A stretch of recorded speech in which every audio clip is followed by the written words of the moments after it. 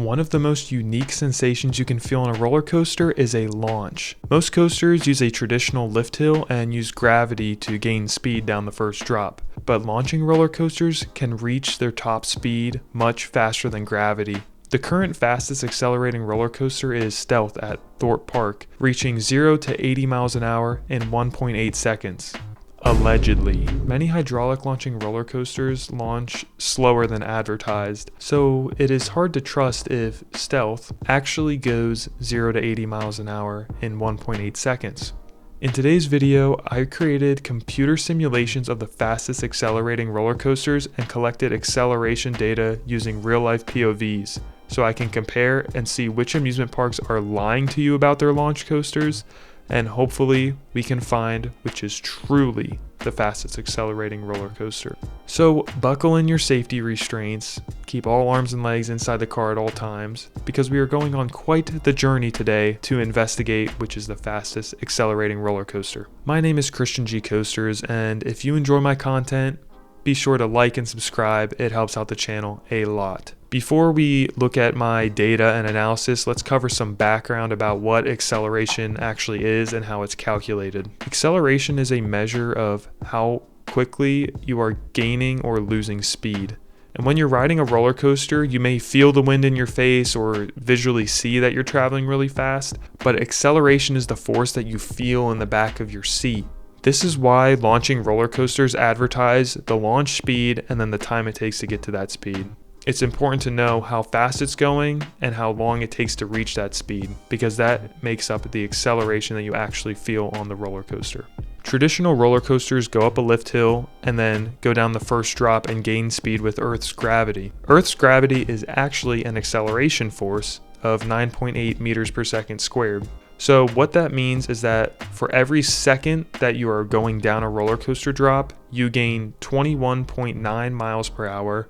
Let's use Fury 325 as an example. It takes a total of 4.33 seconds to go from the top of the lift hill to the ground, and because we know that Earth's gravity is accelerating the train 21.9 miles per hour for every second it's falling, if we multiply 4.33 times 21.9, we get 95 miles an hour, which is the ride's top speed. Now, launching roller coasters are able to reach this speed much faster. Knott was able to go to speeds of 128 miles per hour in 3.5 seconds. That means it went 33 miles per hour faster than Fury 325, and it achieved this time 0.83 seconds faster. A better way to understand this is using G-force. G-force is a relative measure to Earth's gravity. When Fury 325 is going down a drop, you feel 1 G on your back. You may also be thinking about G-forces you feel into your seat, such as going in a valley, you might feel 4 Gs, or going over a hill, you could get 0 to negative 2 Gs. But the acceleration I'm referring to, you feel to your back as the train gains speed. So because Knott went 128 miles per hour in 3.5 seconds, we can calculate the acceleration, and this gives us an acceleration of 1.67 Gs. So that means it's accelerating 1.67 times faster than Earth's gravity. And I said that Knott went 128 miles per hour, but in reality, it did not. Hydraulic launching roller coasters actually display the launch speed each ride cycle. In El Toro Ryan's video on Knott, he stated that the average speed was actually around 118 miles per hour. That's 10 miles per hour slower than advertised. Stormrunner is another hydraulic launching coaster that does not launch as fast as advertised. Its advertised launch is 72 miles per hour, and according to the ride's computer system, it actually launches 65 miles per hour. Looking at Stormrunner's computer data, we can see that there are different speed readings. It appears that there is a correction of about 1 mile per hour, with the target launch being 67 miles per hour, the basic target launch being 66 miles per hour, and the current train that was launched was at 65 miles per hour. This could mean that typically Stormrunner has a max launch of 67 miles per hour, But on hotter, less windy days, it might need to go down to 65 miles per hour as seen on this reading. This confirms two things: that the hydraulic launch speeds vary depending on the conditions of the ride, and that the actual launch speed does not match to what the park advertises. We will look at the rest of these readings in a bit and cover this acceleration force, which Hersheypark got wrong. But continuing on to the variation in launch speed.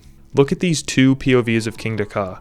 It takes the same amount of time for both of them to clear the launch track, but we can see that this one here travels much slower over the top hat. The weight of the train, windy or rainy weather conditions can all affect the momentum of the train and the drag forces, which varies the speed. So maybe it was a windy day and the train slowed down a lot more over the top hat. I also decided to show this by increasing NoLimits wind parameter. This is what the coasters look like launching at an appropriate speed. And increasing the wind speed causes the train to move slower over the top hat, and King Ka rolls back.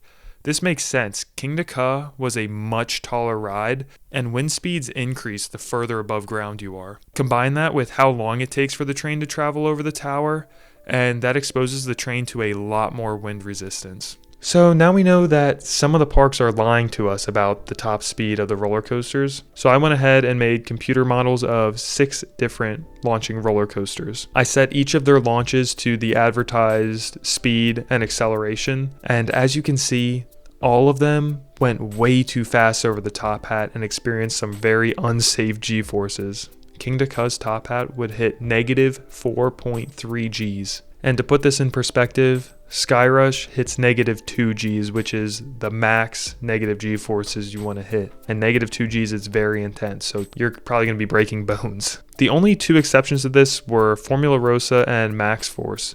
Maxx Force actually had a really good speed through its first element, and it actually matches up to the real life POV pretty nicely. The other coaster that looked pretty close was Formula Rosa, but I'm thinking this could be because the first element isn't a huge top hat, so if there's a 10 mile per hour difference, you're not really going to notice it through a short hill like Formula Rosa. So now that we showed that the computer models lie about the top speed, what is the actual top speed? We know that King Ka launches at 118 miles an hour and Stormrunner should launch at 65 miles per hour. And when we put these speeds into the roller coaster simulator, we see that it actually is a perfect speed over the top hat, and it hits a safe level of G-forces. Max Force stays at 78 miles per hour, and Accelerator and Stealth go to 78 miles per hour. So we were able to estimate the true launch speeds using the computer model, and we know this method is accurate because it matches up to King Ka and Stormrunner's actual computer system readings. But let's look at real life coaster footage and see if we can get more information from them. In a previous video, I estimated Stormrunner's top speed using the time it takes the whole train to pass a specific point, and I got a reading of 60 miles per hour, which is very far off from the true speed of 66 miles per hour. And I think this is the main problem. Most videos are either 30 or 60 frames per second. In a 60 frame per second video, I only can see the train move every 1/60th of a second, and that's only 0.0166 seconds. This may not sound like a big gap of time, but if I'm off by just 1 frame, that can make my speed calculation inaccurate by 2.5 miles an hour. And with a 30 frame per second video, it's even worse at 5 miles per hour. And to fix this, I thought maybe I could do more trials, but I'm still gonna have the same problem. I'm still gonna have only readings within 2.5 miles per hour within each other. I came up with a new method where I used a POV video and I measured which frame it passes the brake fins. And since I'm not just measuring the top speed and I'm starting at rest, I can get much more accurate data at the beginning of the launch and get an accurate number for the acceleration. So this method still has the same problem as I mentioned before. I only get to see the train move every 0.0166 seconds. But since Stormrunner has a total of 52 brake fins, I can collect a lot more data and calculate the statistical relationship between them. So I will be unable to use these graphs to find the top launch speed due to the limited frame rate, but I can get enough data points to estimate the launch acceleration. I decided to test a total of 7 roller coasters. 5 hydraulic launches, 1 air-powered launch, and then 1 LSM launch. So now collecting all this data, I will get to see which is truly the fastest accelerating roller coaster Then I can also compare accelerations of different launch technology as well. Now that we have some acceleration readings from the POV footage, let's go back and look at the rest of StormRunner's readings and see how they match up. So we can see that the 65 mile per hour speed that the current train went matches up with the 65 mile per hour speed that I found was appropriate in the computer model. However, if you look at this acceleration reading, it's saying that it launches with an acceleration of 3 Gs, which is twice as much as we would expect from using both the POV data I got and using the fact that it's going from 0 to 65 miles an hour in 2 seconds. It should be around 1.5 Gs, not up to 3. Another thing that was cool to note was the catch car position readings. It shows where the catch car was at on the launch track when it hit its max speed, and then it also shows how far the catch car went in total. I got a lot of questions on my last video about why I measured the roller coaster's top speed from this point, and I explained that it's because that's where the catch car starts to slow down and the train releases from it, so you're no longer accelerating. I decided to put these positions on the StormRunner model to get a better visual. You can see that where the track is green, that's where the catch car is accelerating the train, and at the yellow spot is when it's slowing down, and at the end of the yellow track is where the catch car stops. So going back to the wrong acceleration, being 3 Gs is really high, but I think I figured out how they got this reading. Usually you calculate the acceleration by looking at how much speed it's gaining over a certain amount of time, but I think the given values that the computer uses are the max speed of the ride and the catch car positions. Distance equals rate times time. So if you're taking the distance over the rate, that's going to give you the time. And this time is about 1 second. And if you take the top speed and divide it by 1 second, then you get 3 Gs of acceleration. But the problem with this is that if you're using distance equals rate times time, you make the assumption that it's a constant rate. But if it's accelerating from 0 to the top speed, you're not actually going the top speed that entire time. So this information must not be that important for the computer system. It's much more important to monitor the speed that the coaster is launching at and make sure it's not going too fast over the top hat. If they wanted to calculate it correctly using the max speed and the distance, they would have to use this equation, which would account for the fact that it's going from 0 to its top speed. Another reason that the ride system could be recording a max acceleration of 3 Gs is because the acceleration is not constant. In all my calculations, I'm assuming a constant acceleration, which was confirmed with my position versus time graphs, showing a very close quadratic relationship. Another source of information I can use is the RideForces database. This website shows readings that people have gotten using the RideForces app. The RideForces app uses accelerometers in your phone or smartwatch to record the G-forces of different rides. One interesting thing that these graphs show is that the acceleration is not actually constant. We can see on these acceleration graphs that StormRunner hits a max G-force of 2 Gs and then slowly dips down to around 1.25 Gs, which would make the average acceleration fall around that 1.5 G range. Even though these roller coasters do not have a constant acceleration, I'm still going to assume that acceleration is constant. This will also help us find the ride that has the fastest average acceleration throughout the entire launch. The parks also advertise a constant acceleration, and I have some problems fully trusting the RideForces data. These graphs are not very smooth, especially looking at King to Cuz graph. You can see it wiggles a lot at the end here, which is probably because the launch is so rough that the rider's hand is shaking and causing the accelerometer readings to be off. But this will still be some interesting data I can use to compare to the results I got from my computer simulation and my POV footage test.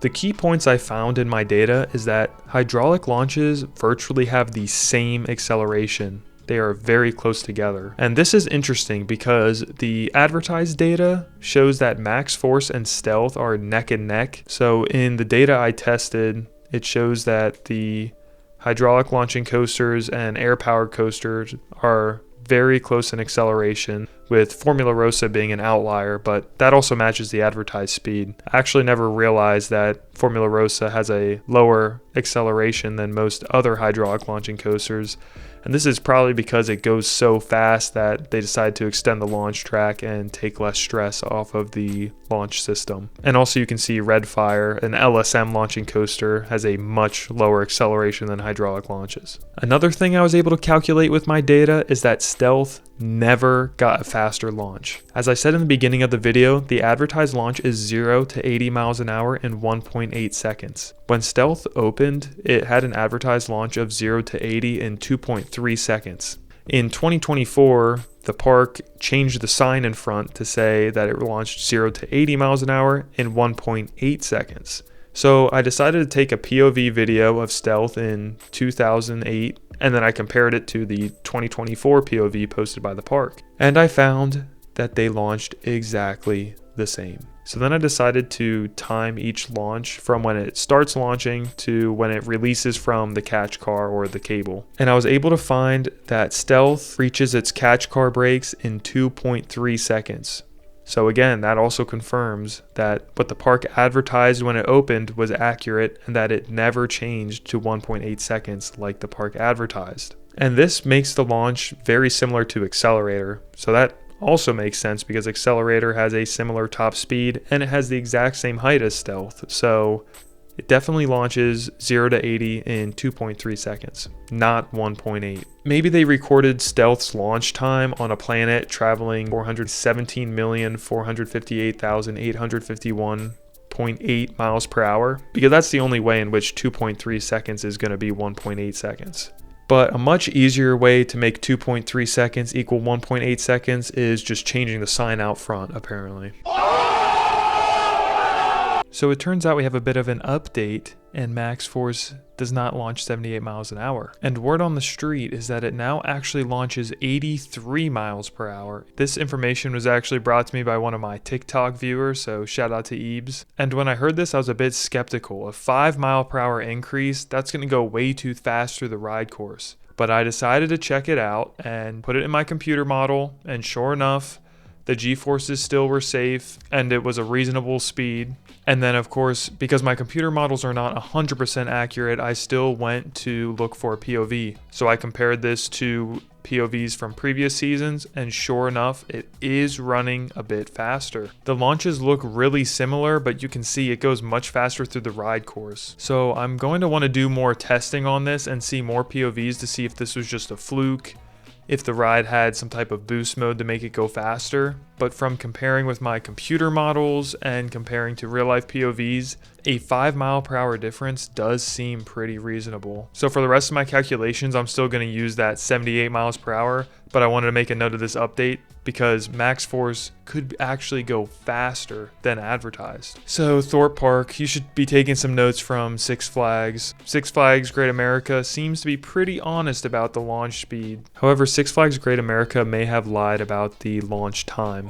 So I went and did the same test as Stealth, and I found that instead of 1.8 seconds, it actually releases from the catch car at 2.15 seconds. So now let's go through the advertised data and adjust the launch time to what is accurate on the real life coasters. This changes Stealth's acceleration from 1.8 to 2.3 seconds, Maxx Force from 1.8 to 2.15 seconds, and then King to Ka from 3.5 to 3.7 seconds. Another thing I show here is that LSM coasters accelerate much slower than hydraulic launches. So yes, coaster enthusiasts are not crazy for preferring the hydraulic and air-powered launches. My data shows that they are indeed more forceful. Dodonpa was the all-time fastest accelerating coaster ever built, and it went from 0 to 112 miles an hour in 1.56 seconds, hitting 3.3 Gs of acceleration.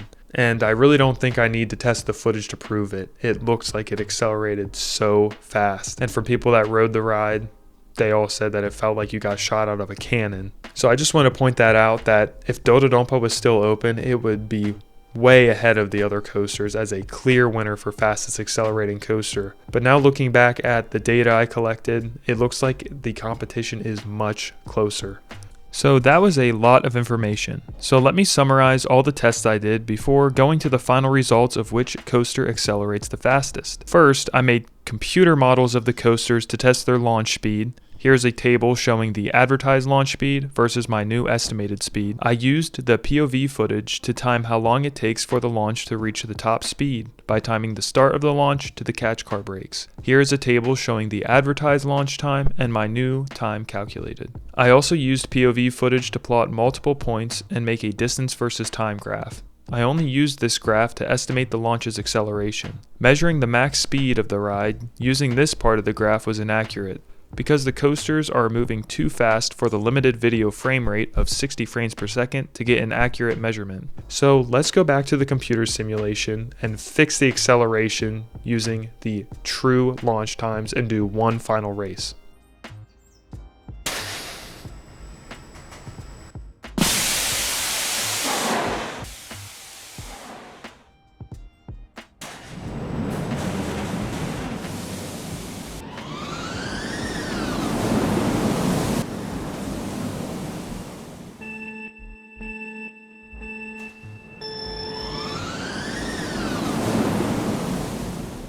So it looks like the truly fastest accelerating coaster is Maxx Force. But I feel pretty confident to say that Maxx Force is indeed the fastest accelerating coaster because it passes all the tests. In the computer model, it was the only coaster to realistically go through its first element. And all the other hydraulic launching coasters went way too fast over their top hat. So we know they actually go slower in real life, which would make their accelerations even slower than I'm showing. Correcting for the launch time in the POV, it still had the fastest acceleration. And it also showed the fastest acceleration on the data I got from the POV videos. So unequivocally, I'm giving the title of fastest accelerating coaster to Maxx Force. So Thorpe Park, change your sign back to 2.3 seconds. We all know you're lying now. Liar, liar, plants for hire. So if Maxx Force is number one, how would I rank the rest of the coasters? Honestly, I would give it a three-way tie between Storm Runner, Stealth, and Accelerator. And I'm giving them a three-way tie because really boost mode could be the difference between which one's the fastest accelerating coaster.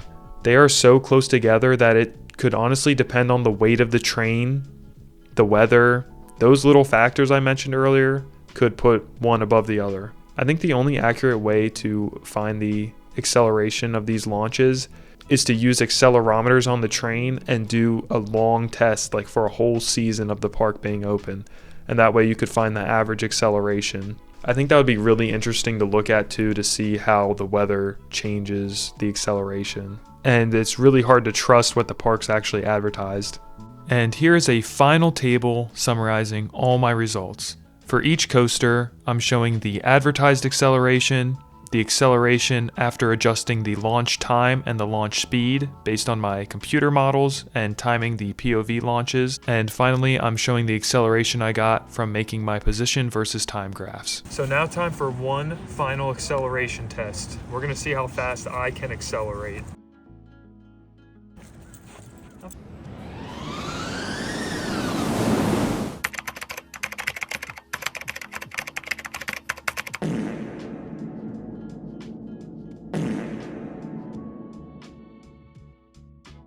But at the end of the day, most people visiting an amusement park are not going to really care if a coaster is the fastest accelerating coaster, and they probably won't even know what that really means. But I care. And I found this data analysis really interesting, and I learned a lot about these different roller coasters. If you found this video interesting, please leave a like and subscribe. It really does mean a lot. I am Christian G Coasters, and thank you so much for watching, and I hope to see you in the next video.